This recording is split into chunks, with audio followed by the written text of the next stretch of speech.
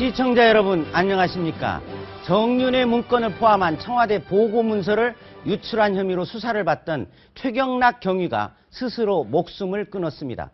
검찰이 그에 대해 공무상 비밀 누설 혐의로 구속영장을 신청했지만 판사가 범죄 소명이 부족하다고 기각을 했음에도 최경위가 극단적인 선택을 한 이유가 궁금합니다. 박근혜 대통령의 동생 박지만 이지 회장을 미행시킨 사람은 누구일까요? 정윤회 씨는 박 회장 미행을 사주한 사람이 자신이라고 보도한 시사저널을 명예훼손 혐의로 고소했는데요. 검찰이 이번 주에 박지만 씨를 소환 조사해 누가 무슨 이유로 미행했는지를 밝혀내면 메가톤급 파장이 예상됩니다. 오늘 황호택이 만난 사람에서는 김무성 대표, 김문수 전 경기도지사와 함께 새누리당 대선주자 3인방으로 떠오른 홍준표 경남도지사를 직접 경남도청에 찾아가 만나봤습니다. 일요일 아침을 여는 논설주간의 세상보기 지금 시작하겠습니다.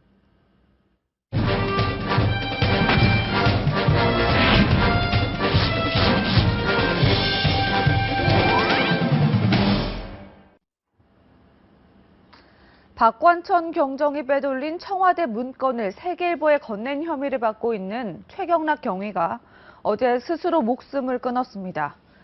유족들은 억울하게 문건 유출의 주범으로 몰려 자살했다며 시신 부검을 요청했습니다. 수사 핵심 관계자가 목숨을 끊으면서 검찰 수사는 난항을 겪을 것으로 보이는데요. 이천경찰서에 나가 있는 취재기자 연결해서 자세한 내용 들어보겠습니다. 고정현 기자. 네, 청와대 문건을 유출한 혐의를 받고 있는 서울지방경찰청 정보 1분실 소속 최경락 경위가 스스로 목숨을 끊었습니다. 이 최경위는 어제 오후 2시 30분쯤 고향집 근처인 경기도 이천시 장천리에 위치한 주택 앞마당에 자신의 SUV 승용차를 세워두고 차 안에서 숨진 채 발견됐습니다. 이 차 조수석에는 다탄, 번개탄 1개가 놓인 화덕이 있었고 14장 분량의 유서와 빈 소주 1병도 발견됐습니다. 또 최경위 손목에는 자해한 흔적이 있었습니다. 시신을 1차 검시한 경찰은 타살 혐의는 없고 최경위가 일산화탄소 질식으로 숨졌을 것이라고 추정했습니다. 유족들은 최경위가 너무 억울하게 죽었다며 부검을 요청했습니다. 유족들은 최경위가 생전에 언론사 보도 동향을 경찰 내부에 보고한 죄밖에 없다며 하나그룹 관계자에게 이메일을 보낸 적이 없는데 문서 유출 책임을 돌리고 있다고 말했다며 억울함을 호소했다고 분개했습니다. 이 최경위는 박관천 경정이 청와대에서 가져온 문건을 무단 복사해 세계일보로 유출한 의혹을 받아왔습니다. 지난 9일 체포됐다 그제 구속영장이 기각돼 풀려났고 CCTV 분석 결과 그제 오후 4시쯤 자살 장소로 차를 주차한 것으로 확인됐습니다. 이 최경위는 집을 나서며 지인에게 고향에 바람 좀 쐬고 오겠다는 말을 남겼습니다. 청와대 문건 유출 사건의 핵심 관계자가 스스로 목숨을 끊으면서 검찰 수사는 상당한 차질을 빚을 것으로 보입니다. 지금까지 이천경찰서에서 채널A 뉴스 고정현입니다. 최경락 경위가 자살한 차 안에서는 14쪽에 달하는 유서가 발견됐는데요. 자신을 문건 유출의 주범으로 모는 데 대한 억울함과 조선일보 기자에 대한 배신감을 토로한 것으로 전해졌습니다. 김민찬 기자가 단독으로 보도합니다. 최경락 경위는 목숨을 끊기 직전 수첩에 남긴 유서에서 청와대 문건 유출 사건 수사와 언론 보도에 대해 억울함을 토로했습니다. 자신이 주범이 아닌데도 이번 사건에서 주범으로 몰려 극단적인 선택을 하게 됐다는 겁니다. 최경위는 특히 유서에서 이번 사건을 취재한 조선일보 기자의 실명을 거론하며 인간적으로 서운하다는 내용을 적은 것으로 전해졌습니다. 최경위는 이들에게 다른 기자에게 들은 얘기를 옮겼을 뿐인데 잘못된 보도 때문에 문건 유출의 주범이 됐다고 적은 것으로 알려졌습니다. 최경위는 반면 이번 문건을 처음 보도한 세계일보 기자와 자신과 함께 구속영장이 청구됐던 한모 경위에 대해선 각각 믿는다, 사랑한다며 애정을 표시했습니다. 검찰은 그동안 실제로 박관천 경정이 유출한 청와대 문건이 최경위를 거쳐 세계일보로 유출됐다고 의심해왔습니다. 최경위는 자신에 대한 구속영장이 기각된 후 검찰이 영장 재청구를 검토한다는 보도가 나온 데 대해서도 지나치게 가혹하다고 비판한 것으로 전해졌습니다. 최경위는 7월과의 마지막 통화에서도 구속영장이 기각된 사유를 생각해보라며 억울함을 호소한 것으로 알려졌습니다. 유족의 반대로 공개되지 않은 유서의 내용이 상세하게 알려지면 상당한 파장이 예상됩니다. 채널A 뉴스 김민찬입니다. 매서운 추위가 이어지면서 전국적으로 화재가 잇따랐습니다. 경기도 고양시의 한 상가 건물에서 불이 나 39명이 연기를 마시고 병원으로 옮겨졌고, 부산에서는 비닐하우스에서 화재가 발생했습니다. 밤사이 사건 사고 김성진 기자입니다. 상가 2층에 있는 점포에서 시뻘건 불길이 뿜어져 나옵니다. 어젯밤 10시 반쯤 경기도 일산의 5층짜리 상가 건물에서 불이 났습니다. 야, 편의점에도 물 붙어서 편의점! 건물에서 미처 빠져나오지 못한 사람들은 창가에서 손수건을 흔들며 다급히 구조를 요청합니다. 이 불로 건물 안에 있던 80여 명이 대피했고 39명이 연기를 마셔 병원으로 옮겨졌지만 다행히 인명피해는 없었습니다. 경찰은 온풍기에서 불이 시작된 것 같다는 관계자 진술 등을 토대로 정확한 화재 원인을 조사하고 있습니다. 어제 저녁 8시 10분쯤에는 경기도 안성에서 도로를 달리던 2만 리터짜리 기름 운반차에 불이 나 운전자 신모 씨가 다리에 화상을 입었습니다. 앙상한 뼈대만 남은 비닐하우스 사이로 거센 불길이 솟아오릅니다. 어제 저녁 6시쯤 부산 금정구의 한 화훼용 비닐하우스에서 불이 나 소방서 추산 1,000만 원의 재산 피해가 났습니다. 소방당국은 비닐하우스에 있던 난로가 가열돼 불이 난 것으로 보고 있습니다. 채널A 뉴스 김성진입니다.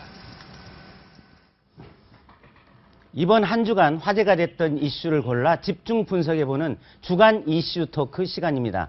오늘 이 시간에는 황태순 정치평론가, 최영일 시사평론가, 백기종 전 수서경찰서 강력팀장이 함께했습니다. 안녕하세요. 네, 안녕하세요. 안녕하세요. 예. 먼저 첫 번째 이슈를 공개하겠습니다.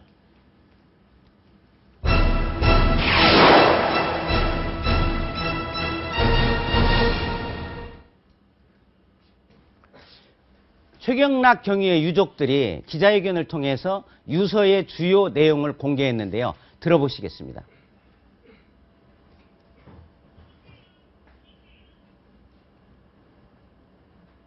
우리 동생이 너무나 억울하게 누명을 써가면서 압박감에 의해서 세상을 뜨게 된 겁니다. 그런데 남은 거는 죽음으로 다 몰아갔습니다. 정치권에서. 예. 자살한 최경희가 누구이고 또 그가 유출했다는 문건은 어떤 내용을 담고 있는지가 궁금합니다. 네, 그러니까 최경희는 서울시경 정보분실의 정보 1분실입니다. 소속인데 이 경위라고 하는 이제 이 직급이 경찰에서는 그렇게 낮지도 않고 높지도 않은데 예. 이번 사건에서는 어쨌든 지금 말단 실제로 문건을 가져다가 외부로 유출하고 언론까지 전달이 된 주범으로 몰려가던 상황이었습니다.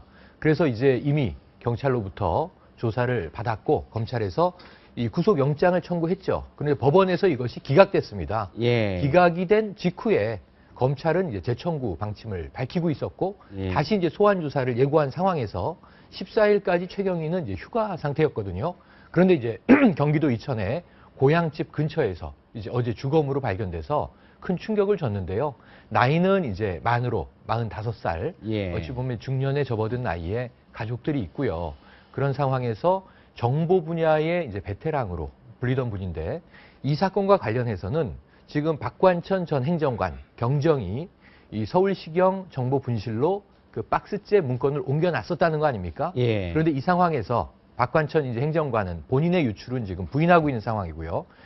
최경희와 한모경위 이 두 사람이 그 문건을 이제 열람을 하고 야 이거 이제 굉장히 중요한 건이구나 하고 예. 복사해서 가지고 있다가 이것이 한경희 쪽은 기업체, 예. 한화 SNH 쪽으로 이제 건너갔고 그리고 이 최경희를 통해서 세계일보로 전달된 거 아니냐 하는 이제 이 의혹으로 조사의 내용이 집중되고 있는 상황이었습니다. 예. 지금 유서에서 밝히고 있듯이 본인은 문건을 유출한 바는 없다. 다만 이 전에 들은 말을 말로 전했을 뿐이다. 이렇게 이야기를 하고 있어서 이게 법정 공방의 좀 핵심적인 화두는 바로 이 사항입니다. 최경희가 실제로 이 계속 회자되고 있는 정윤회 씨 이 국정농단 이 의혹에 관련된 청와대 내에 감찰 혹은 동향보고서 이 문건을 유출했느냐 아니냐 하는 점이 쟁점이죠. 예.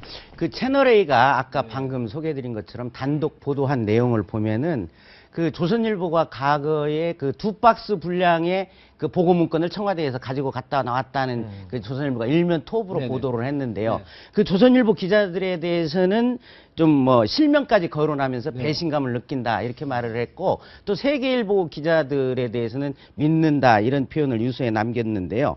이 언론을 갈라서 보는 최경희의 그 최경락 경위를 예. 잠깐 예. 답변을 드리기 전에 그 소개를 조금 더 하면은 그 서울 사립대 69년생인데 서울 사립대를 졸업하고 대학 졸업하고 나서 그 병역을 마치고 그 서울 소재 학원 그 논술 강사를 좀 했습니다.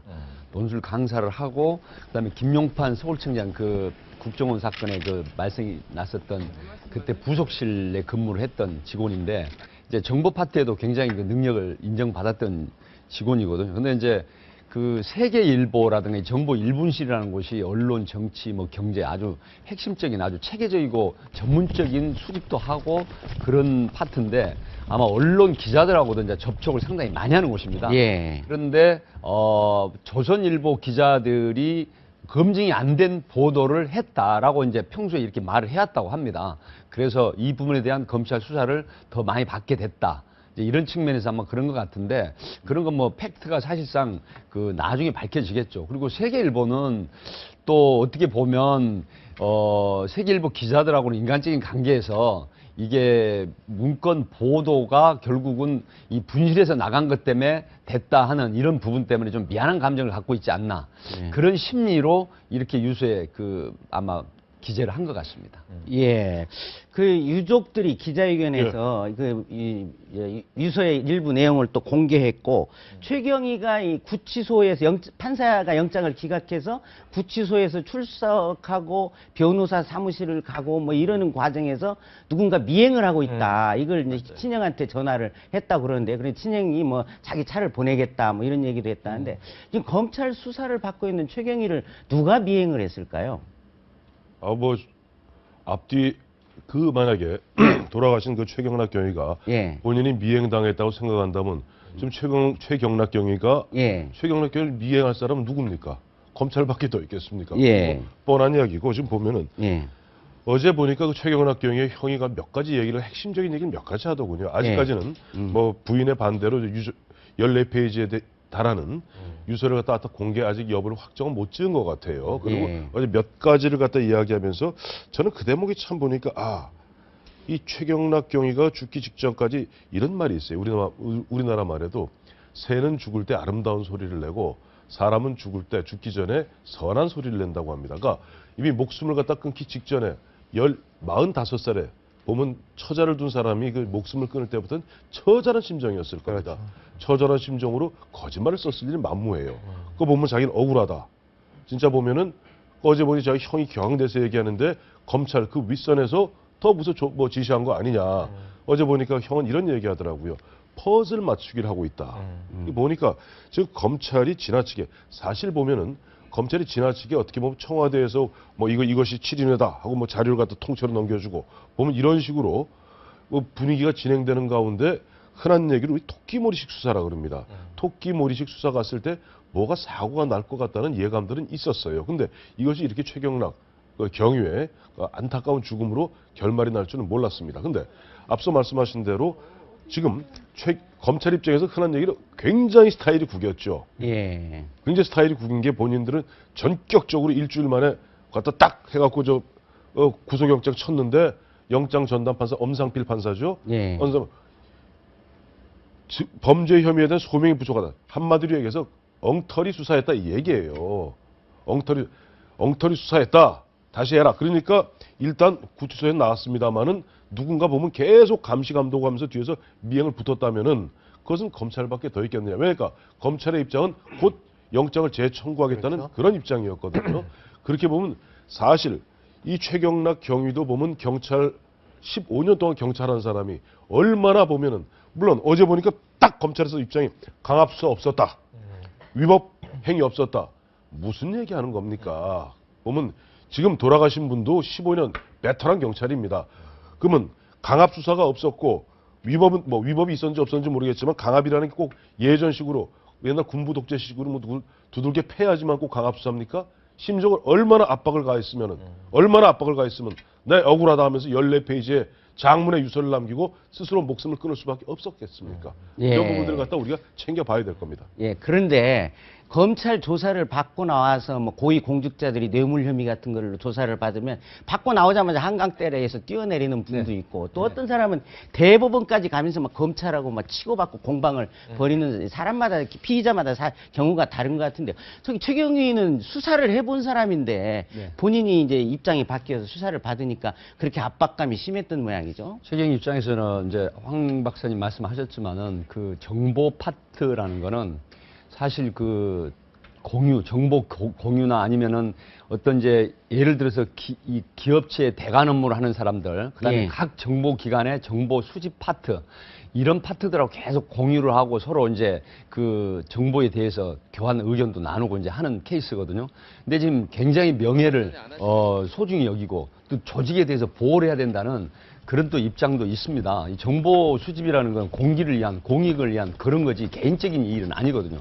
그래서 이번 케이스는 자기 나름대로 이 정보 일분실이라는 게 정치라든가 언론, 경제 이런 그 특단의 어떤 첩보를 입수하는 체계적인 그런 전문 부서인데 아마 굉장히 자존심이 상하면서 또 가족이 있는 가정집에 압수수색 들어가고 또 본인들로 인한 그 단초가 돼서 사무실까지 압수수색 당하고 또 경찰 전체 이런 부분에 대해서 아마 극심한 그런 심리적인 압박감을 느끼고 이 부분에 대해서 억울하다는 게 굉장히 또 컸던 것 같습니다. 그 가족들이나 그 보도된 내용을 보면은 그래서 그 부분이 유서로서 대신하고 이걸 내가 그 돌이킬 수 없는 극단적인 선택은 하지만 억울하다는 그런 심리나 심정을 좀 전하고 싶은 그런 것 같습니다. 예. 과연 최경위가 남긴 그 A4 용지 14장 분량의 유서에 어떤 내용이 담겨 있을지 궁금합니다. 예, 이어서 두 번째 이슈 공개합니다.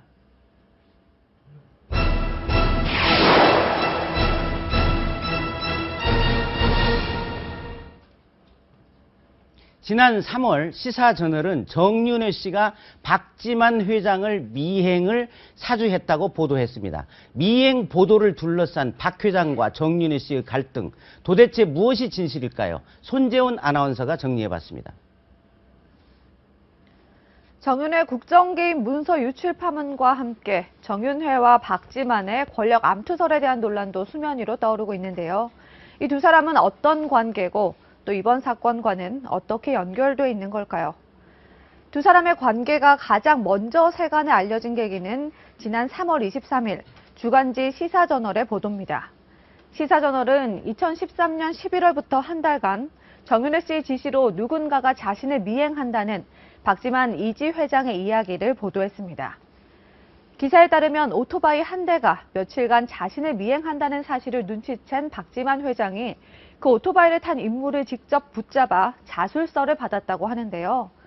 자술서에는 자신을 포함한 심부름센터 직원 3명이 정윤회 씨의 지시를 받고 미행을 했다는 내용이 담겨 있다고 합니다. 이에 박지만 회장은 청와대 민정수석실에 이 같은 사실을 알리고 김기춘 대통령 비서실장에게는 전화를 걸어 경고까지 했다고 하는데요. 박지만 회장의 전화를 받은 민정수석실은 내사에 나섰지만 돌연 내사를 담당하던 직원에게 인사발령이 내려지면서 내사는 흐지부지 됩니다. 하지만 정윤회 씨는 미행 이야기를 처음 보도한 주간지를 명예훼손 혐의로 고소하며 박지만 미행설은 사실이 아니라고 주장하고 있습니다. 여기서 이상한 점은 정윤회 씨의 부인에도 불구하고 박지만 씨가 심부름센터 직원에게 받았다는 자술서를 공개하고 있지 않다는 점인데요. 검찰의 예고대로 다음 주 초 박지만 회장에 대한 소환 조사가 이뤄지면 이에 대한 진실을 알 수 있을까요? 예. 그 시사저널이 지난 3월, 그러니까 벌써 8개월이 넘었네요. 그렇습니다. 그때 이제 이걸 보도를 정윤회 씨가 심부름센터 직원을 시켜서 자신을 미행을 했다는 보도를 했는데 그 정윤회 씨는 박지만 씨를 찾아가서 그 뭐 심부름센터 직원들한테 자술서를 받았다는데 보여달라 하니까 박지만 씨는 안 보여줬고요. 그 직후에 정윤회 씨가 명예훼손이다 하고 시사저널을 고소를 했는데 맞습니다. 지금 8개월이 고소한 지 8개월이 되도록 이렇게 수사가 늦어지는 이유 그 뭐라고 생각하십니까? 그게 미스테리입니다. 예. 그 점 때문에 결국은 최근에 이 문서 유출 사건까지도 빚어진 것으로 보고요. 지금 시사저널이 보도한 시점은 올 3월이고 이미 8개월 전이지만 이 미행 사건이 벌어졌다고 지금 추정되는 시점은 작년 말입니다. 정확히 1년이 지났습니다. 그러니까 박지만 회장은 11월부터 미행의 조짐을 느끼고 있었다. 예. 그러다가 한 달 정도 미행이 이어진 상황에서 12월에 더 이상은 안 되겠다 하고 자택 앞으로 차를 꺾고 기사를 퇴근시킨 뒤에 골목 모퉁이에 숨어 있다가 오토바이를 이제 잡은 거거든요. 그러니까 어찌 보면 1대1로 지금 이 상황에서 자술서를 받았다는 이야기이기 때문에 이 팩트는 심부름센터 직원과 박지만 회장밖에 알 수 없는 내용입니다. 다만 그 증거라고 하는 자술서가 말로는 존재하는데 예. 아직 공개된 적은 없는 거죠. 예. 이것 때문에 지금 사실은 검찰이 열심히 수사를 해서 지금 미행설의 진위 문제를 파헤쳤거나 혹은 박지만 회장이 이것을 김기춘 비서실장이나 공직기강 비서실 쪽에 미리 제보를 했을 때 연초에 약 3, 4월경에 해결이 됐다면 지금 어찌 보면 제가 생각했을 때는 이 정윤의 문건 유출 의혹이 발생하지 않았을 수도 있어요. 저는 김기춘 비서실장이나 청와대 민정수석실 라인에서 대응을 굉장히 질질 끌었는데 말씀하신 대로 왜 이게 8개월간 말끔하게 미행을 했다 안 했다, 정윤회 씨가 개입됐다 안 됐다, 박지만 회장 입장에서는 또 미행을 했다면 왜 했을까? 이게 제일 중요한 거거든요. 정윤회 씨든 제3의 인물이 미행을 했다면 대통령의 친남동생을 왜 한 달이라는 장기간 동안 미행을 했을까? 이런 문제들이 속 시원하게 밝혀졌어야 되고요. 보도되지 않는다 하더라도 여기에 대한 의혹이 계속 팽창되다 보니까 지금 청와대 십상시냐 실인회냐 이 격돌로 결국은 사회적 사건으로 불거지면서 지금 마치 청와대를 축으로 해서 두 개의 비선 라인이 권력 암투를 벌이고 있는 모양새로 비화되게 됐다. 이거 청와대 잘못한 거고요. 그 다음에 이제 수사당국도 잘못한 거라고 봅니다. 예. 근데 여기서 잠깐 좀 저는 우리 최영일 평론가님하고 좀 생각이 결을 달리하는 게 조금 전에 말씀하셨던 그 팩트라는 그 부분이 3월 23일 시사저널에 나왔던 내용이죠. 근데 이 부분에 대해서 조응천 전 비서관은 공직기강 비서관이죠. 3월 23일자 시사저널은 100% 허구다. 예. 다만 보면은 그런 어떻게 보면 박지만 회장이 어떻게 보면 그 주변에서 미행당하는 듯한 그런 게 있어 아마 주의하시라라고 이야기들은 한 것 같다. 이 정도 이야기인데 저는 여기서 지금 정윤회 씨가 시사저널 문제를 놓고 박지만 회장하고 대지를 요구하고 고소하고 그다음에 세계일보를 고소하고 그렇죠. 뭐 자술서를 갖다 보여달라 이야기하면서 몰아가는 게 이거야말로 지금 보면 꼬리가 몸통을 흔드는 꼴입니다. 무슨 얘기냐니까 국민들이 관심 가는 건 정윤회가 박지만을 갖다 미행했는지 안 했는지가 그게 중요한 게 아니에요. 과연 그 문건에 나오는 대로 실제로 십상시 모임이 있었냐. 십상시 모임이 없는 쪽으로 가닥을 잡아가고 그렇죠. 있죠. 근데 더 큰 문제는 뭐겠어요. 얼마 전에 장관을 그만둔 유진용 장관이 얘기하지 않았습니까? 대통령께서 갔더니 딱딱 노모국장, 신모과장 이야기하면서 그건 참 나쁜 사람들이라고 하더라. 이런 이야기들에 대해서는 왜 지금 입을 다물고 있습니까? 왜? 사실 보면 정윤회라는 이름이 나온 것이 지금 당장 3월 23일 시사저널에 나와서 알았습니까? 아니잖아요. 그렇죠.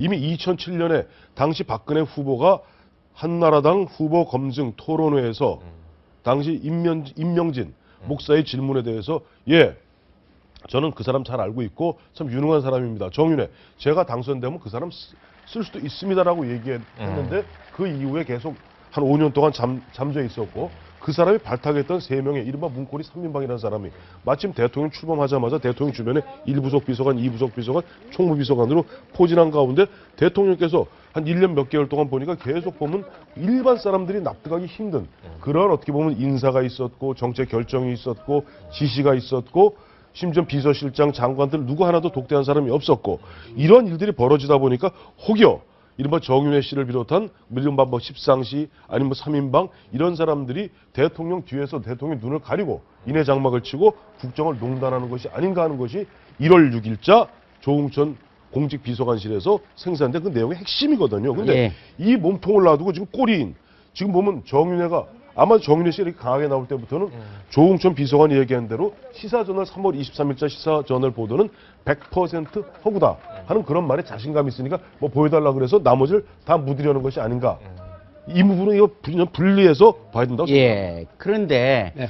박지만 회장은 자신이 미행당하고 있다는 것을 여러 차례 느꼈고 오토바이가 승용차를 타가면서 뒤따라오는 것을 느꼈다. 확신을 갖고 있는 것 같아요. 예, 지인들을 통해서 전언을 통해 보면은. 그런데 그러면은 박지만 회장이 받았다는 그 자술서 이제 심부름센터 직원들이 쓴 건데요. 심부름센터 직원들만 불러서 조사를 해보면 누가 미행을 시켰는지, 정윤희 씨가 시켰는지, 아니면 다른 쪽에서 시켰는지 확인해 볼 수 있는 거 아닙니까? 수사적 차원에서 말씀을 드리겠습니다. 예. 지금 정윤혜 씨가 박근혜 대통령의 그 야인 시절에 비서실장 그 직책이 있었고 정치권에 돌아가는 동향 굉장히 빠른 분이거든요. 그런데 과연 이분이 미스터리한 부분이 여기서 나옵니다. 이분이 과연 심부름센터 직원을 직접 시켜서 예. 만약에 붙잡히면 정윤회가 시켰다라고 하는 자술서를 쓸 정도로 그렇게 엉성하게 미행을 시켰을까요? 지금 박지만 이 회장은 누군가 미행을 한 건 틀림없는 걸로 저는 인식을 하고 있습니다. 개인적으로. 그렇다고 하면 누군가 미행을 했는데 과연 정윤회 씨가 당신이 체포됐을 때 내가 시켰다라고 진술을 해라라는 이 정도 엉성하게 미행을 시켰을지는 의문이고요. 이 부분이 사실 검찰에서 수사를 최영일 평론가 말씀하셨지만 제대로 해야 밝혀집니다. 그렇다고 하면 누군가가 정윤회 씨를 빌미로 해서 당신이 만약에 미행을 하다가 만약에 검거되거나 붙잡혔을 때 정윤회 씨가 미행을 시켰다라고 해라. 이렇게 만약 사주를 했다고 하면 여기서 아마 엄청난 의혹이 또 불거지지만 한번 객관적인 판단을 해보시자고요. 정윤혜 씨가 그렇게 엉성한 사람 아니지 않습니까? 그런데 그 고작 일개 심부름센터의 미행을 박지만 현 박근혜 대통령 친동생한테 시키면서 잡히면 심부름센터의 직원이 정윤회가 시켰다라고 해라 하는 이렇게 엉성한 미행은 안 시킨다는 것이죠. 그리고 지금 앵커께서 말씀하셨지만 심부름센터를 자술서를 제시 받아가지고 검찰에 수사하면 이 부분은 누가 시켰고 만약에 정윤회 씨가 시켰는지 아니면 또 다른 조직이나 또 다른 비선에서 시켰는지는 밝혀지거든요. 이 부분이 굉장히 중요한 거다. 저는 이렇게 보고 있습니다. 근데 이 건이 지금 보면은 정윤회 씨가 세계일보를 고소한 거죠. 그죠? 처음에는 시사전을 고소했고 최근에는 이제 세계일보를 고소했고. 이 박지만 전 지금 회장 조사받고 있는 건 그렇죠. 박지만 회장을 지금 물고 들어가는 맞습니다. 부분은 시사저널하고 이제 명예훼손 문제지 않습니까? 예, 그렇죠. 그러니까 제가 거듭 말씀드리지만 이거는 어떻게 곁가지에 불과하다니까요. 핵심은 지금 국정농단. 우리 국민들의 입장에서는 아닌 말로 극단적으로 저는 그런 미행이 있었는지 없었는지 관심도 없습니다. 정윤회와 박지만이 서로 미행을 하든 아닌 말로 주먹질을 하든 그거 저희 무슨 상관이 있습니까? 그러나 우리 국가의 어떤 운명을 좌지우지하는 대한민국 호의 선장인 대통령 주변에 핵심 참모들이 만약에 그와 같은 국정농단이 있었고 국무총리를 비롯한 장관들이 독대 한번 대통령께 대면 보고 한번 제대로 못하는 상태에서 문고리 3인방이 인해 장막을 치고 있고 이러한 부분들에 저런 것들이 있더라면 이러한 부분들이야말로 우리가 국민들이 관심을 가질 수밖에 없는 부분이고 기본적으로 이런 정치적 문제를 갖다가 계속 보면은 청와대에서 뭐 감찰했다 그러면서 뭐 7인회 전 7인회라 그래서 옛날 저 김용환 전 장관 그렇죠. 이 7인회인 줄 알았어요. 원로 이런 식으로 7인회가 갖다가 있죠. 검찰에다가 넘겨주면서 이른바 표적을 갖다 정해놓고 이걸 흔한 얘기로 물어라 하는 식으로 했을 때 거기에 덫에 걸려있는 최경락 경위 같은 경우는 죽음 선택 외에는 별로 달리 방법이 없지 않았겠는가. 저는 이런 안타까운 마음으로 이 상황을 보고 있고 결국 이 문제는 정치적으로 국정조사가 됐던 청문회가 됐던 특검이 됐던 이거는 본질적인 문제를 들어가는 것이고 진짜로 보면 정윤회와 박지만이 멱살잡이를 말았던 것은 그건 검찰의 수사로 밝히세요. 그렇죠. 맞습니다. 예.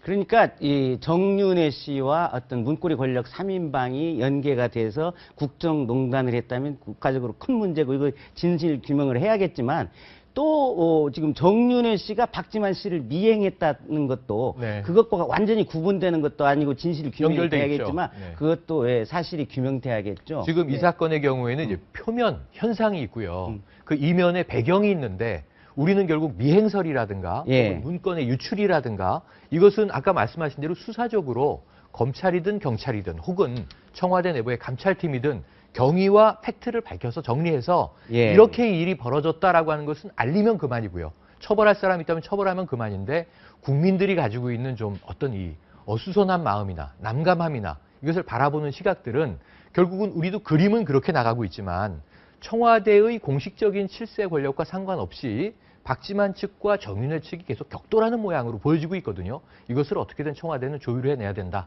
이렇게 봅니다. 예. 침묵을 지키고 있는 박지만 회장의 입이 이번 사건의 중요한 열쇠가 될 것 같습니다. 오늘 말씀 감사합니다. 고맙습니다.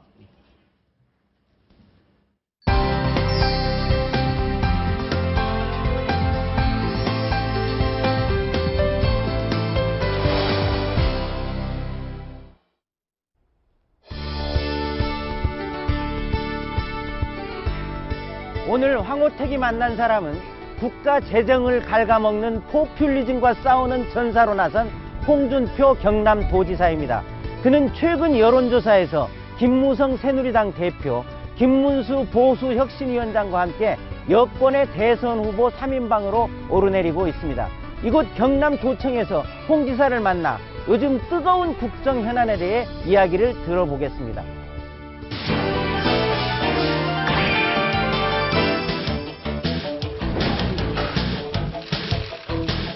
그럼 학교에 공부하러 가지 밥 먹으러 갑니까? 정윤회 씨 정도 가지고는 저는 비선실세라고 말하기는 좀 부끄러워. 나라를 그럼 찌라시고 헛된 소문으로 나라를 운영했다는 겁니까?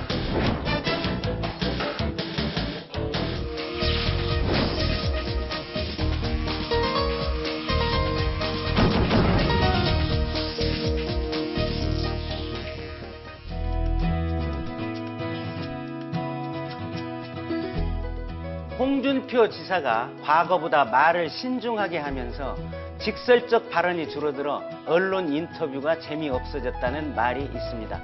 오늘 인터뷰에서는 홍 지사를 자극하는 돌직구 질문을 많이 던져보겠습니다. 안녕하세요. 안녕하세요. 어떤 정치인보다 별명이 많은 것 같은데요. 제가 언론에 나오는 그 별명을 조사해 보니까 홍반장, 버럭준표, 럭비공, 독불장군, 모래시계 검사, 돈키호테 아주 많더군요. 이 중에 가장 마음에 안 드는 질문이 어떤 겁니까? 별명 전부 다 마음에 들지 않습니다. 모래시계 검사는 좋은 질문 아니에요? 그 좋은 질문인데 이제 검사가 아니거든요. 예. 얼마 전에는 이제 진주 의료원을 폐원하면서 이제 공기업 구조조정을 했고요. 최근에는 전면 무상급식에 대해서 감사를 하겠다. 이래서 이제 교육청하고 의견이 안 맞으니까 이제 무상지원을 중단하겠다. 이런 이야기를 해서 포퓰리즘과 싸우고 있는 모습을 보이고 있는데요. 이 과거에 보면은 서울에서 오세훈 전 서울시장이 바로 이 전면 무상급식에 시장직을 길고 주민투표를 해서 패배를 하니까 이 시장직을 내놓으면서 뭐 박원순 시장이 당선되고 이 한나라당 새누리당으로 봐서는 어떻게 보면 트라우마인데요. 좀 국민의 인식이 바뀌어졌다고 보시는 겁니까? 인식의 문제가 아니고 지난번에 오세훈 시장이 그 잘못 정책을 끌고 갔죠. 이게 무상급식 예산은 지방자치단체장이 부당하다고 판단이 되면 편성을 안 하면 됩니다. 예산 편성권은 지방자치단체장의 정권입니다. 말하자면 오세훈 시장은 주민투표 대상이 아닌 사항을 주민투표로 했다 이 말. 법률적으로 주민투표 대상이 아닙니다. 그거는. 그러면 시장직을 걸 필요도 없었고 걸어서도 안 되는 투표를 했다 이거예요. 한번 생각을 해보십시오. 공짜로 주겠다, 공짜로 안 준다 투표하면 뭐가 이기겠어요? 세상에 그 공짜로 주겠다, 안 주겠다, 그걸 투표하자고 덤비는 그런 바보 같은 짓이 어딨냐, 이 말이에요. 그런 정책의 문제는요, 그냥 지방자치단체장이 판단을 해서 집행을 하면 끝나는 겁니다. 그래서 이번에는 무상급식을 하려고 하면 정말로 우리 재정이 허용하느냐? 지금 무상급식을 시행하고 난 뒤에 학교 기자재 예산, 학력 향상 프로그램, 이게 전부 예산을 전국이 다 감액을 했어요. 학생의 학력 수준을 높이는데 그 돈은 전부 그걸 잡아 그 감액을 하면서 무상급식 쪽으로 돌린다 이거예요. 그럼 학교에 공부하러 가지 밥 먹으러 갑니까? 예. 요즘 한창 검찰 수사가 진행되고 있는 정윤의 문건으로 이야기를 좀 옮겨가겠습니다. 예. 요즘 그 언론에서 청와대 문고리 권력 3인방 이런 말이 많이 오르내리고 있는데요. 그거에 대해서는 어떻게 생각하시는지요? 지금 그 문고리 권력 3인방 이래 이야기를 하시는데 과거에도 문고리 권력이라는 게 어느 대통령 하에도 다 있습니다. 어느 기업체 가도 문고리 권력이 있어요. 우리 도의사실의 비서실이 저 문고리 권력 아닙니까? 이 문고리 권력이 하는 일이라는 게 뭔고 하면 대통령하고 면담을 주선하거나 그 다음에 면담 요청이 왔을 때 일정을 잡아주거나 대통령하고 통화를 하게 해주거나 그 소위 일정 조정하는 사람들이 소위 문고리 권력이라고 하거든요. 그런데 박근혜 대통령 이전에도 문고리 권력들이 수없이 많았어요. 근데 왜 이 정부에 와서 문고리 권력이라는 이야기를 계속하고 또 최근에 십상시라는 용어도 나왔죠. 십상시라는 용어는 그거는 환관, 내시라는 용어입니다. 근데 왜 이런 식으로 십상시라는 용어까지 나오면서 청와대 비서관 행정관들을 전부 내시로 만드느냐. 그것은 제가 보건대는 우선 1차적으로 우리가 반성하고 바라봐야 될 게 우리가 여성 대통령을 만들어 놓고 여성 대통령을 소위 비하하는 그런 시각에서 그런 말이 나왔다고 나는 봅니다.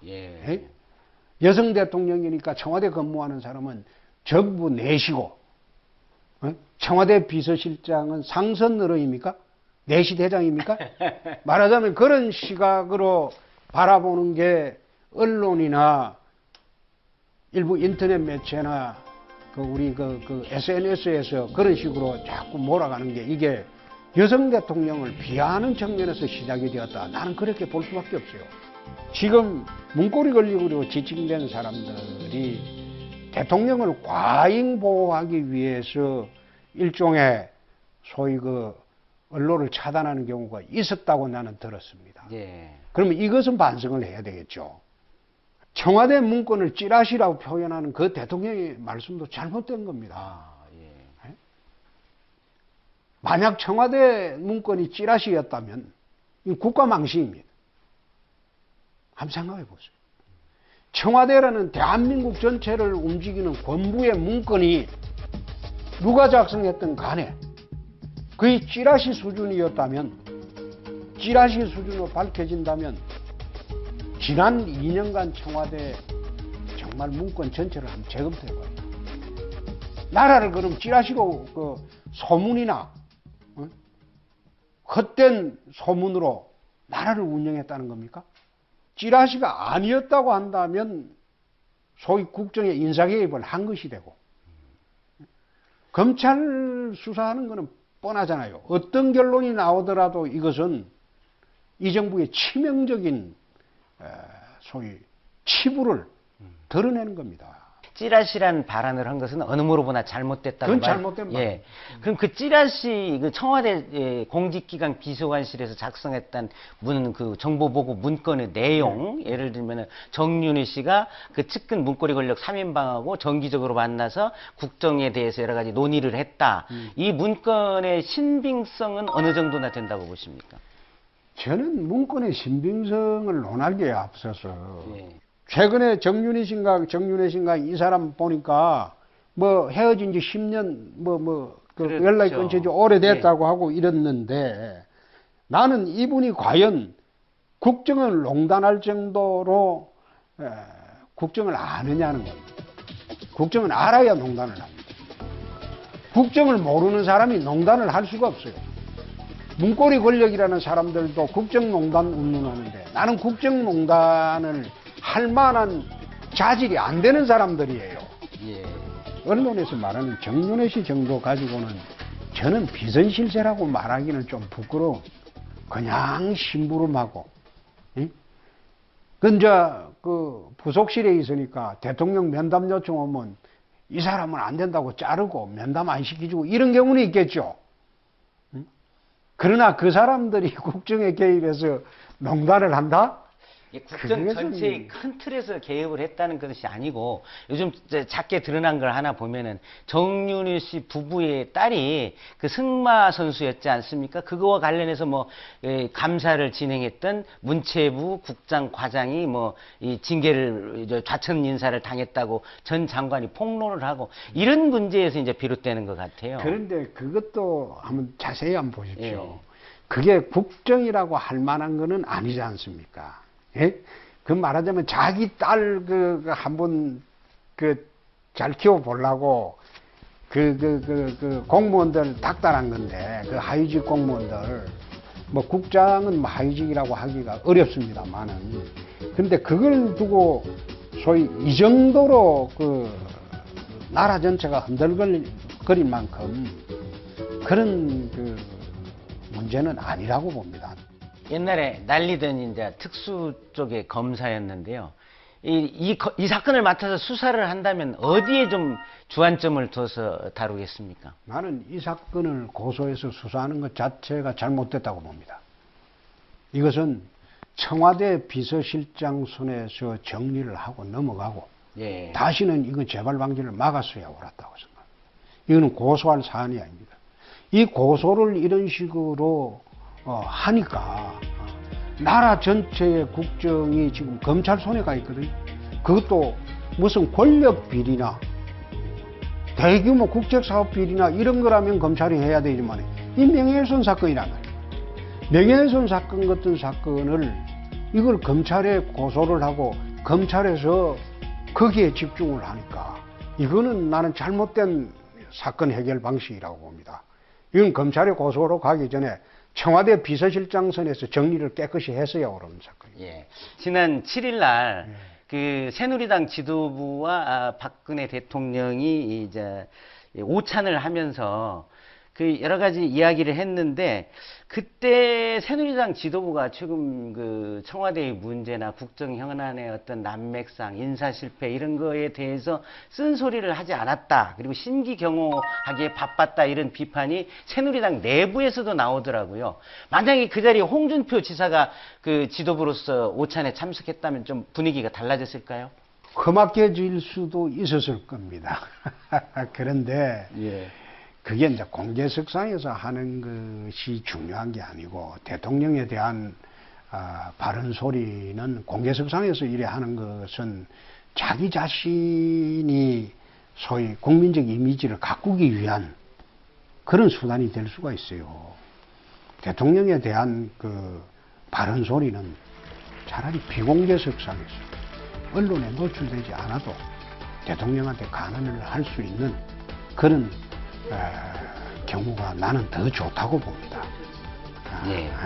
그걸 공개석상에서 대통령에 대해 비판을 하고 대통령 권위에 도전을 하고 이렇게 하게 되면 대통령도 상처받고 또 공격한 사람들은 일시적으로 국민들한테 환영을 받을지 모르나 하는 방법은 오히려 비공개로 하는 게 더 낫습니다.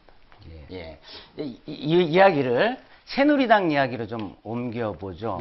한 언론 인터뷰에서 그 주박 야김 뭐 이런 이야기를 했더라고요.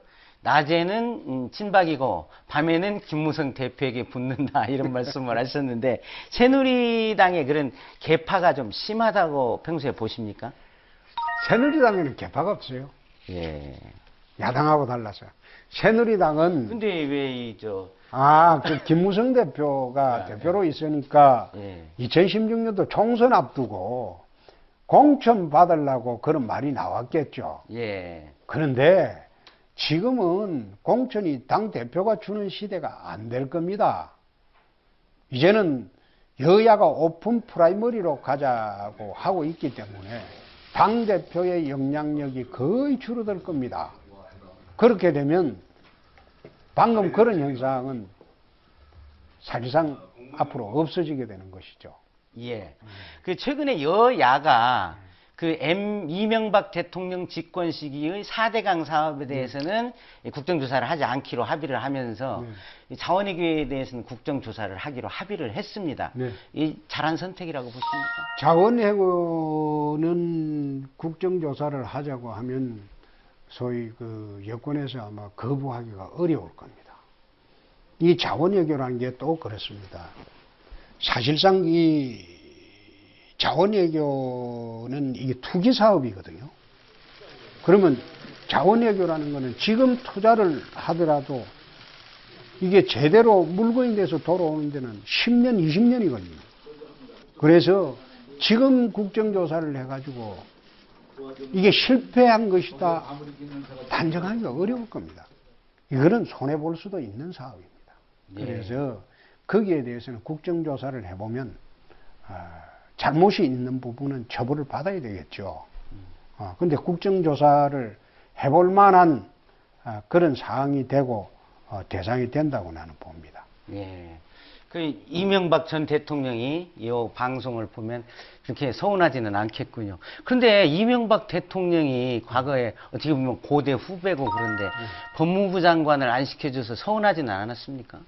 그 이상득 의원 잡아 넣을까 싶어서 안 시켜준 건데 그거는 그분이 대통령 할 때 인사권을 갖고 있는데 제가 서운할 필요가 있습니까? 예. 아까 별명을 소개할 때 이제 모래시계 검사라는 그 별명을 말했는데요. 과거에 이제 정씨 형제의 그 카지노 사건 수사를 하면서 이게 또 그 수사가 하여튼 신문 방송에 크게 보도됐고 나중에 이제 드라마로까지 제작이 돼서 이제 모래시계라는 검사라는 별명을 얻었는데요. 여기 이제 이때 이제 법적 처벌을 받은 사람이 박철원 전 장관인데요. 이 박철원 전 장관의 회고록 다른 역사를 위한 증언에 보니까 홍준표 검사가 돈키호테 소리를 들으면서 이 수사를 밀어붙이는 데에는 김영삼 대통령의 차남인 김현철 씨와 그의 신복인 김기섭 전 안기부 비서실장 라인이었기 때문이다. 이렇게 이야기를 했더라고요. 여기에 대해서 이 맞는 말인죠? 그 전에 88년도에 제가 검찰총장, 법무부 장관, 그 당시에 청와대 반대를 무릅쓰고 오공비리 수사를 하면서 정기환 씨하고 노량진 수산시장 관련 사건 수사를 한 적이 있습니다. 검사 4년 차 때입니다. 예. 그 수사를 성공하고 내가 광주로 쫓겨갔습니다. 예. 그 다음에 서울지검 와가지고 또 설레트 모신 사건을 한 겁니다. 아마 박철원 선배가 그 내역을 잘 모르고 아마 본인이 계실 때는 검사가 누구한테 등에 업고 수사를 하는 일만 해봤으니까 저도 그렇지 않으려나 그런 생각을 하는데 그런 식으로 이제 이야기를 해야 되겠죠. 그래야지 자기 자신이 이제 마지막으로 미화가 될 수가 있으니까. 근데 거기에는 우리는 이제 대꾸를 하지 않습니다. 예. 12월 첫 주차 리얼미터 여론조사에서 그 대선 후보 지지도 조사를 했는데요. 그 6명이 이제 올랐어요. 그 중에 여권에서는 김무성, 김문수, 홍준표 세 분이 등록을 했는데 5위를 하셨더라고요. 6명 중에서. 앞으로 3년이나 남아서 이 여론조사 지지율이 많이 변동이 있을 겁니다만은 단도직입적으로 묻겠는데요. 2017년 대통령 선거에 출마하실 뜻이 있으십니까? 그거 지금 뜻이 있다 없다 그래 말씀드리는 것보다도 정치를 하는 사람의 마지막 꿈이 국가경영입니다. 예. 누구나.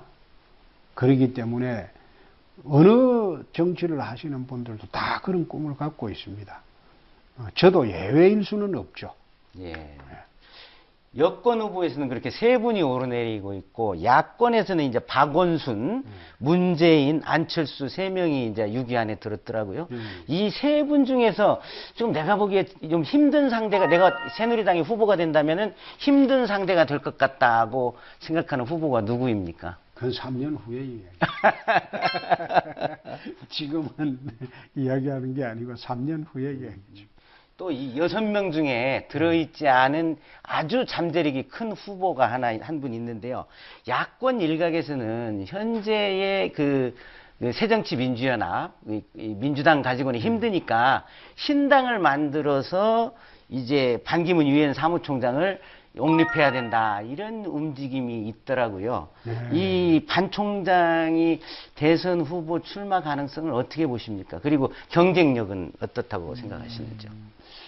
반기문 총장님 훌륭한 분이죠. 예. 훌륭한 분이고 대선을 나오면 국민들이 아주 좋아할 겁니다. 그런데 이제 총장님이 임기 마치시고 이제 국내 정치에 복귀하실지, 그것은 이제 총장님이 이제 권력 의지를 갖고 있느냐, 그 문제에 귀착이 될 겁니다. 그래서 그것도 지금 예측하기가 어렵죠. 예. 네. 아주 훌륭한 분이시긴 한데 국내 정치에서 어떻게 또 그때 되면 평가를 할지, 그것도 별개의 문제죠. 네. 마지막으로 2014년이 벌써 저물어 가는 것 같습니다. 2014년을 보내면서 2015년 새해를 맞는 대한민국 국민과 경남 도민에게 한 말씀 덕담 좀 해주십시오. 우선 그 대한민국이, 저도 이제 정치를 이제 20년 가까이 합니다만은 현실에 너무 얽매여 가지고 미래를 못 보는 수가 있어요. 최근에 5년 단임 대통령이 되고 난 뒤부터 정권이 바뀔 때마다 보복 논쟁이 계속 일어나고, 그렇게 하다 보니까 현실에 얽매여 가지고 한 치 앞도 못 보면서 미래 구상은 없어졌어요. 앞으로 대한민국이 2020년도 되면 어떤 모습으로 변하고, 2024년도에는 또 어떤 모습으로 변하고, 이런 미래 비전을 갖고 국민들한테 그 미래 비전을 제시하고 미래로 향해서 가는 그런 대한민국이 되도록 좀 국민 모두가 한번 노력을 했으면 합니다. 홍준표 지사는 행정보다 어려운 것이 정치라고 말한 적이 있는데, 먼저 경남도지사로서 성공을 거두어야 정치에서도 큰 길이 뚫릴 수 있을 것입니다. 오늘 말씀 감사합니다. 고맙습니다.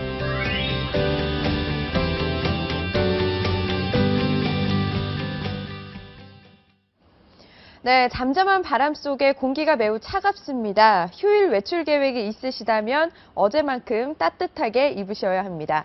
오늘 별다른 비나 눈 소식은 없지만 종일 춥겠습니다. 서울 낮 기온 영상 1도로 어제보다 높기는 해도 체감은 영하권을 유지하겠습니다. 내일은 추위가 주춤하는 대신에 낮부터 전국에 눈 소식이 있는데요. 내륙에도 최고 8cm로 적지는 않겠습니다.